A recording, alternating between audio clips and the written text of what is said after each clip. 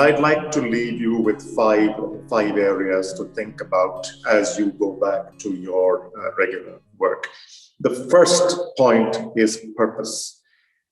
Sustainability needs to be a core part of our business agenda, because as we saw from all these examples that everybody shared, sustainable businesses are in fact able to deliver more profits.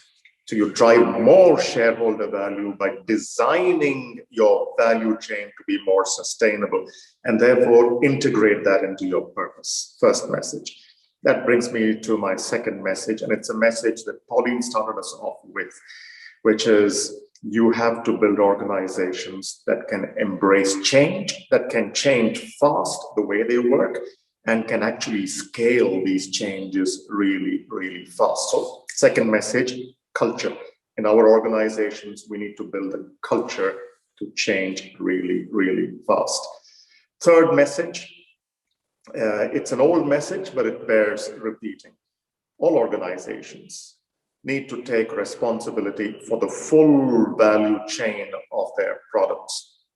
That includes end-of-life usage of your products, the full value chain. And Couple's example of when you take ownership of the full value chain and you communicate that how a glass jar-based product can replace plastic-based or tin can-based and actually create consumer value and value for the shareholder. So companies have to take ownership for the full life cycle throughout the value chain. That brings to point number 4. And point number 4, again, it's an old mantra, but today more and more economists like Kate Raworth in the UK talk about it. She talks of donut economics. It's the 3 R's formula: reduce, reuse, recycle. All businesses need to very carefully look at how do you reduce waste? How do you reuse materials that cannot be biodegraded? And how do you completely recycle materials that can in fact be handled by the environment in a responsible way? The 3 R's. And finally, the 5th thought I'd leave you with, which is a thought very well articulated by Frans van Houten, the chairman of Royal Philips. He says the future belongs to companies who can think of a product as a service. So don't say, I'm going to sell this bulb, the light bulb to you. Think, I'm going to give this light bulb to you, I'll charge you while it runs, and when it reaches the end of its life, I'll take it back and give you another light bulb. Think, I'm going to give you this mobile phone for you to use, and when the mobile phone reaches the end of its life, I'll take it away, I'll give you a new mobile phone, and then I take responsibility for handling the end of life issues.